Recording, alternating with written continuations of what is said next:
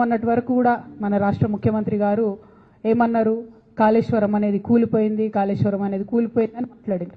నిన్న వెళ్ళి అదే కాళేశ్వరంలోంచి ఆ కాళేశ్వరంలో ఒక భాగమైనటువంటి మల్లన్న సాగర్ నుంచి హైదరాబాద్కు తాగునీటి పథకం కింద 7,500 కోట్ల రూపాయలతో శంకుస్థాపన చేసి వచ్చారు. అదే ప్రాజెక్టు గత 2 సంవత్సరాలు కేసీఆర్ గారు ఉన్నప్పుడు కూడా ప్రణాళిక వేసింది 1,500 కోట్లకు.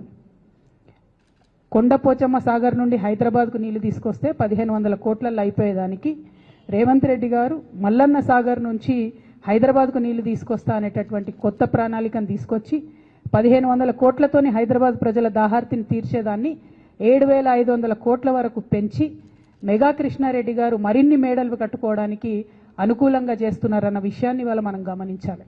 మరి ఇటువంటి అన్యాయం 1,500 కోట్లు ఎక్కడ, 7,500 కోట్లు ఎక్కడ? అది రేవంత్ రెడ్డి గారి ఇంటి సొమ్ము కాదు కదా, తెలంగాణ ప్రజల సొమ్ము.